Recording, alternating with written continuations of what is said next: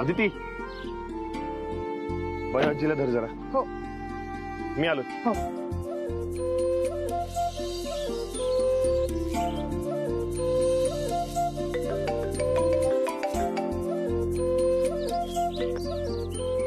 हा रत्ना, का बोल. सिद्धू, काहीतरी घोळ आहे. काय झालं? अरे तुम्ही जसे देवळात जायला निघालात ना, तसे कडक लक्ष्मी आणि युवराज सुद्धा निघाले. म्हणजे युवराज त्याच्या बाईकनं आणि कडक लक्ष्मी तिच्या गाडीनं त्याच्या मागे. त्यांना वाटलं कुणाचं लक्ष नाहीये, पण त्यांना काय माहित रत्नाकाचं सगळ्यांवर बारीक लक्ष असतं ते. पण अजून तर काय पोचला नाहीये तो. सिद्धू बघ, या सगळ्या मागे ती कडक लक्ष्मीच आहे. आता तर खात्रीच पटलीये माझी. बरं ऐक रत्ना, का ते मी सगळं बघतो, पण तू घरात कोणाला काही बोलू नकोस. काही नसताना काहीतरी गैरसमज झाले तर प्रॉब्लेम होईल. काही गैरसमज नाही. अरे याच बाईने त्या युवराजला आणून तुमचा साखरपुडा मोडलाय. सिद्धू मुद्दाम त्रास देतीये ती. बरं रत्ना, का मी बघतो सगळं, पण प्लीज तू कोणाला काही बोलू नकोस. नाही बोलत रे, पण ऐक, इथे येऊन त्या युवराज किंवा महालक्ष्मीनं काही गोंधळ घातला ना तर सरळ मला फोन कर. तिथे येऊन त्या कडक लक्ष्मीचा आवाज त्या युवराज सारखा करते की नाही बघ. मी तुला सांगितलं ना मी सांभाळतो म्हणून. आणि पुन्हा एकदा सांगतो, घरात याबद्दल कोणाला काही सांगू नकोस, कळलं? नाही बोलत रे बाबा. चल ठेवते फोन. हा ठेव. चल.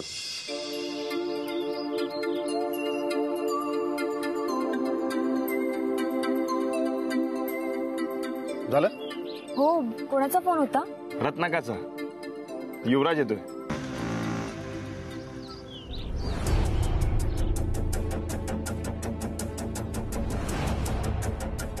हा का आला इथे? अरे त्याला बघायचं असेल देऊ, म्हणून आपण आलो तसं आपल्या मागे मागे आला.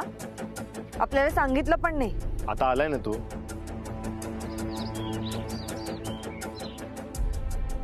सॉरी, मी न सांगता इथे आलो.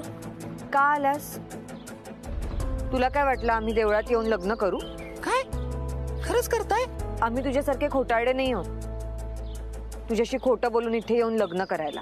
आम्ही लग्न करू तर सगळ्यांच्या आशीर्वादाने. त्यामुळे तुला हे असं लक्ष ठेवायची काहीच गरज नाही. आमचं लग्न होईल ना तेव्हा इन्व्हिटेशन देऊ तुला. आदिती, तो काही बोलतोय का? कशाला उगाच? उगाच? Sit please.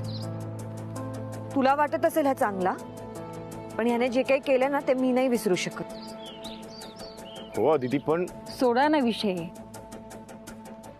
हे बघा, देवाच्या दारात वाद नको. आपण दर्शनाला आलो ना देवाच्या.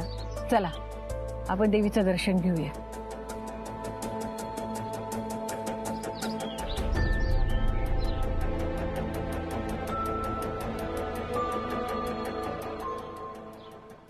सिड, काय शोधतोयस?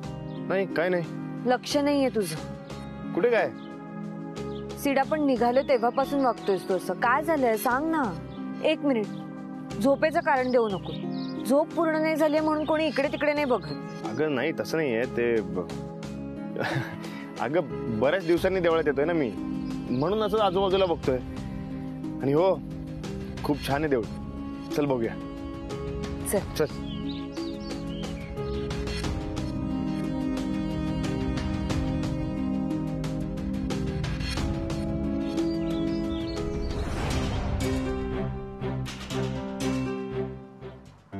बघायची पालखी करायची आहे का? अजिबात नाही. अरे दरवर्षी मी देवीला येते आणि अशीच पायी पायी जाते. कधी एकदाच देवीचं दर्शन घेईल असं झालंय मला. चला लवकर, देवी आई आपलं सगळं चांगलं करणार आहे.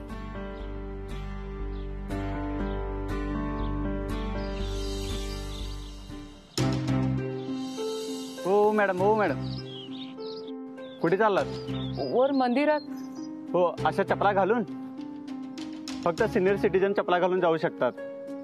त्या आजी बघा, वयस्कर आहेत तरी सुद्धा चपला काढून गेल्यात.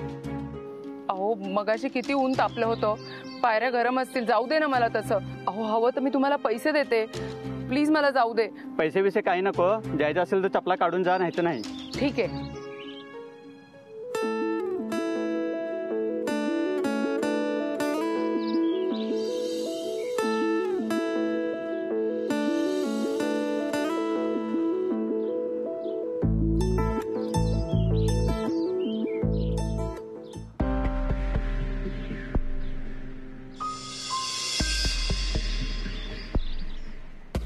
पाय भाजतायत माझे.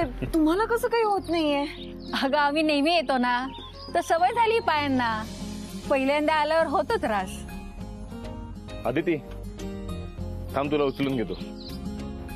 सेड, अरे काही काय, तू पायऱ्या बघितल्यास का किती आहेत ते? तू मला चॅलेंज करतेस? अरे नाही, तसं नव्हतं म्हणायचं मला. नाही नाही, आता मी काहीच ऐकणार नाही. आता मी तुला उचलून घेणारच. युवराज पकड जरा. अरे सेड, दे त्याच्याकडे. आजी तुम्ही सेड का?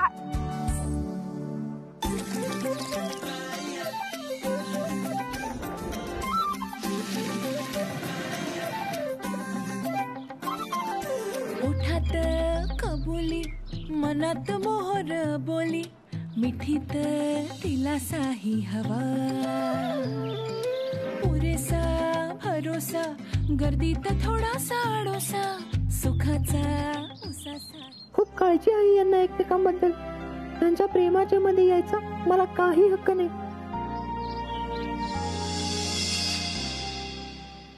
तो सिद्धार्थ अदितीला उचलून नेतोय आणि हा युजलेस युवराज असा मठ्ठासारखा बघत काय बसलाय?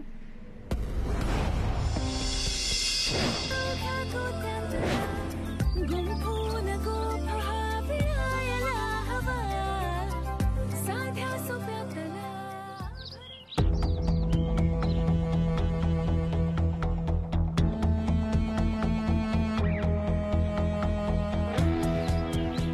गॉड, ह्या पायऱ्या एकतर इतक्या तापल्यात. या म्हातारीला पण या दोघांना आत्ताच मंदिरात आणायचं होतं. ओठात कबुली, मनात मोहर बोली, मिठीत तिला साही हवा. पुरेसा भरोसा, गर्दीत थोडासा आडोसा, सुखाचा उसासाही हवा. धागा नात्यातला, अवघ्या गोत्यातला, गुंफून गोफ हा विहायला हवा. सेड, साध्या सोप्यातला, आय लव्ह यू. खोप्यातला, आनंद आपला म्हणायला. Love you more.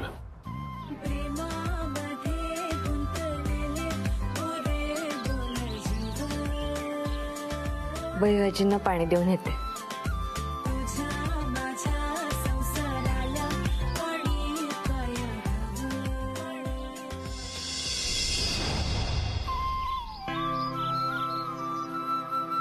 सेड, बहिवाजी अगं देवीच्या गावावर झाल्यावर नेहमी तिच्या डोळ्यात पाणी येतं. तिला इथे आल्यावर खूप प्रसन्न वाटतं. आई, दरवर्षीप्रमाणे यावर्षी पण तुझ्या दर्शनाला आले. तुझं दर्शन घेतल्यावर सगळ्या अडचणी दूर होतात. आई, सिद्धू आणि आदितीचं प्रेम खरंय. त्यांच्यावर तुझी कृपा राहू दे. सगळं छान कर.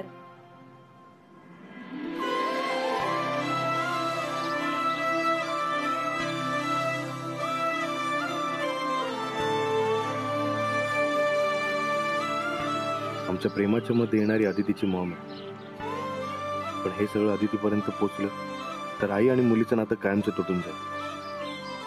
नाही नाही, असं व्हायला नको. सगळी नाती सांभाळून आमच्यातलं प्रेम अजून स्ट्रॉंग होऊ दे.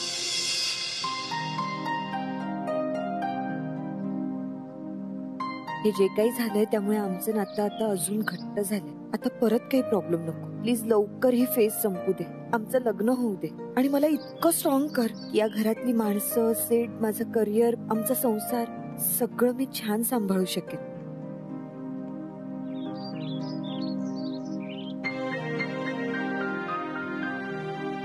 मला कळतंय मी या दोघांच्या मध्ये येऊन चूक केली आहे, पण मला हे करावं लागतंय. जमलं तर मला माफ कर. बयोबाई, एकही वर्ष चुकवलं नाही तुम्ही. दरवर्षी दर्शनाला येतात. देवी आई तुमचं आणि तुमच्या कुटुंबाचं भलं करो. तिचीच कृपा आहे आमच्यावर. जी काही संकट येतात त्याचे निवारण तीच करते. तिचा हा आशीर्वाद आमच्यावर कायमच असेल. हो, तोच आशीर्वाद तुम्ही श्रद्धेने आणि तुमच्या पुण्याईने कमवलेला आहे तो. घ्या, बुवा पण आले.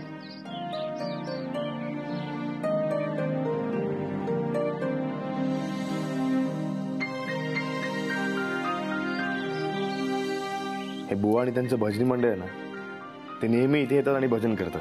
खूप छान भजन करतात ते. चला बुवा आलेलेच आहे, थोडा वेळ त्यांचं भजन ऐकू आणि बघ जाऊ.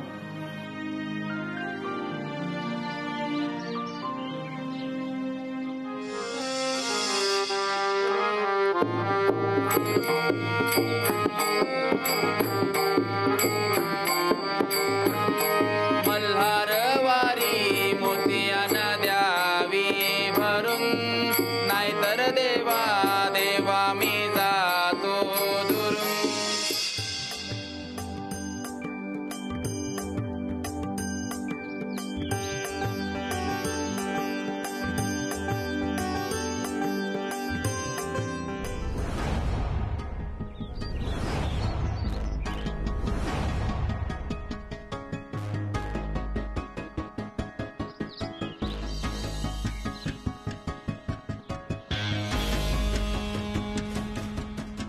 हा युवराज काही कामाचा नाही. त्याला काहीतरी मोठी धमकी द्यावी लागणार. हा यांच्याबरोबर सगळं एन्जॉय करत बसलाय. सिद्धार्थ अदितीला उचलतो तेव्हा बघत बसतो. त्यांचं सामान वर घेऊन येतो, त्यांच्याबरोबर दर्शन घेतोय आणि आता भजन ऐकायला बसलाय. सच्चा इडियट. गॉड, आता तर मला देशमुखांपेक्षा याचाच जास्त राग येतोय. युजलेस.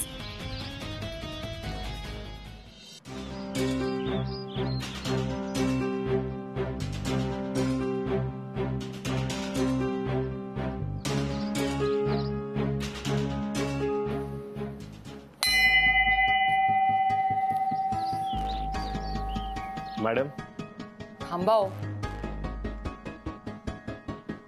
अदितीची मॉम.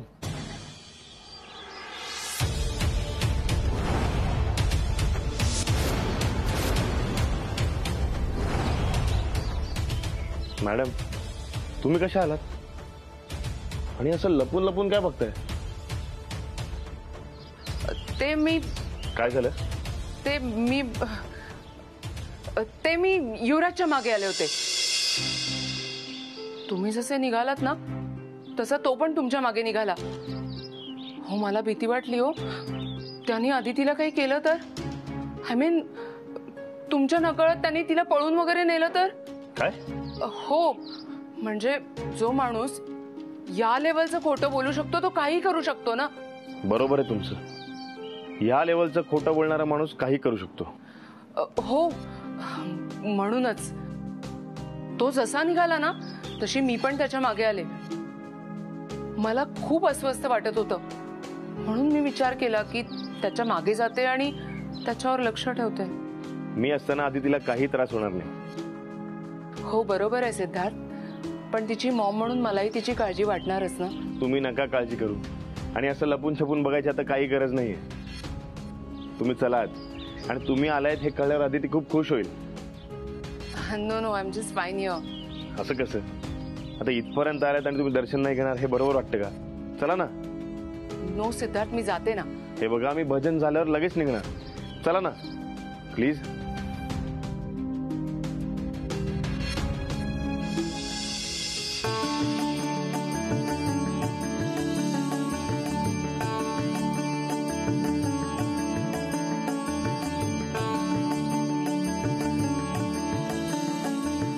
आता तुम्ही सुद्धा माझ्या मागून एक एक करून गा. गणजेजुरीचे आम्ही रहिवासी,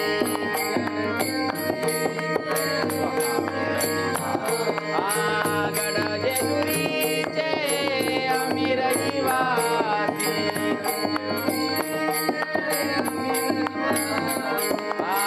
गणजेजुरीचे आम्ही रहिवासी.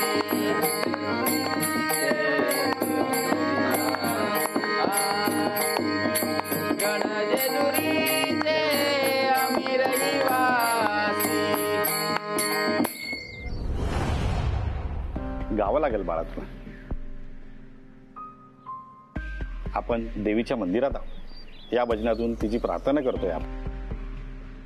त्याचा आवाज बसलाय. भक्तिगीतांमध्ये ताल, सूर, आवाज यापेक्षा भक्ती महत्वाची.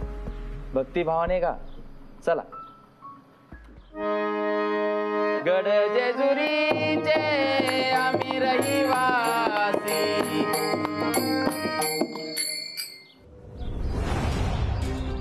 आता ते म्हणालेत ना की आवाजाचं काही नाही, गा बिंदास. हो युवराज, डोंट बी शाय, कॉन्फिडेंटली गा. देवीच्या मंदिरात आहोत आपण आणि बुवांनी आत्ताच सांगितलं की भक्तिभावाने गायलेलं गीत म्हणजे देवीची प्रार्थना आहे आणि देवीची प्रार्थना करण्याचा अधिकार सगळ्यांना आहे. गा तू. गड जेजुरीचे आम्ही रहिवासी. आम्ही रहिवासी.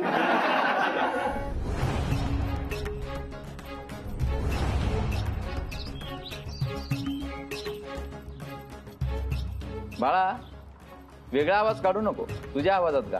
वेगळा आवाज नाहीये, त्याचा आवाजच तसा आहे. खरा आवाज असाच आहे का? हो. बाळ परत गा. जत्रेतल्या नाटकाच्या सी पार्टी प्रमाणे हा गातो. ए काय रे, लहानपणी शिट्टी केलीस की काय? बघा या पोराला दाढी फुटली पण अजून आवाज फुटला नाही येता. हसण्यासारखं काय?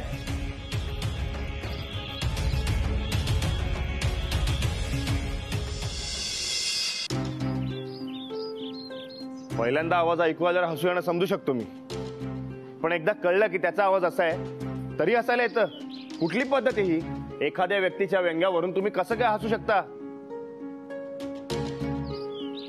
आणि बुवा तुम्ही मगाशी तुम्हीच म्हणालात ना, अरे आवाजाचं काही नाही, आत्म्यापासून गा. मग एखाद्या माणसाचा आवाज जर एखाद्या स्त्रीसारखा असेल आणि तो त्यातून जर भजन गात असेल तर हसायला काय येतं? अहो माफ करा, पण रुबाबदार मुलाचा आवाज जर कधी एखाद्या मुलीप्रमाणे येणार असेल तर कोणाला हसू येणार नाही. याचा आवाज तर मुलीसारखा वाटतो. मुलीसारखं वाटतो? एका फिमेल सिंगरनी जर भजन गायलं तर ते भजन ऐकताना तुम्हाला हसू येतं का?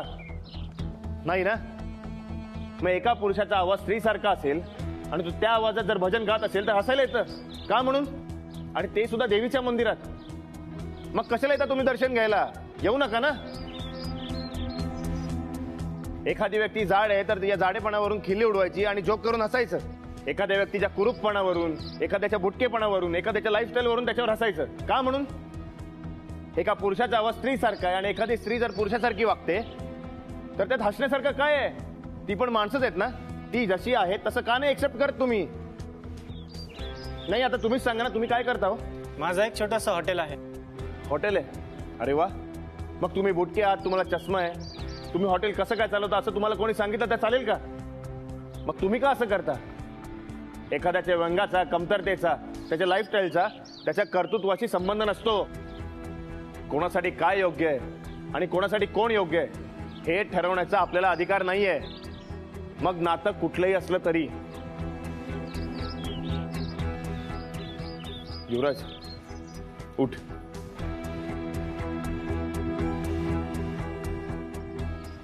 आपण एकमेकांना जास्त नाही ओळखत आणि मागे जे काय घडलं त्यामुळे आपण एकमेकांच्या विरोधात आहोत. एखाद्याला कॉम्प्लेक्स असणं किंवा समाजात फिरताना सतत त्याचे विचार असणं, आता सगळे आपले लोक ऍक्सेप्ट करतील की नाही याचा विचार असणं, हे सगळं मी समजू शकतो कारण मी या सगळ्यातून गेलोय.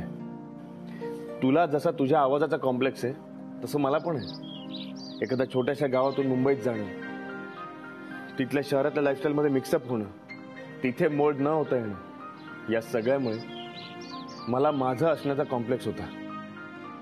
पण तुला माहिती आहे मी आज इथे कॉन्फिडंट दिसतोय, बोलतोय, हे कोणामुळे? आदितीमुळे. तिने मला मी जसा आहे तसं स्वीकारलं आणि तिनेच मला रिअलाइज करून दिलं की तुझं हे असं असणं हाच तुझ्यासाठी प्लस पॉइंट आहे. तसं तुला एक दिवस रिअलाइज होईल की तुझा आवाज हाच तुझ्यासाठी प्लस पॉइंट आहे.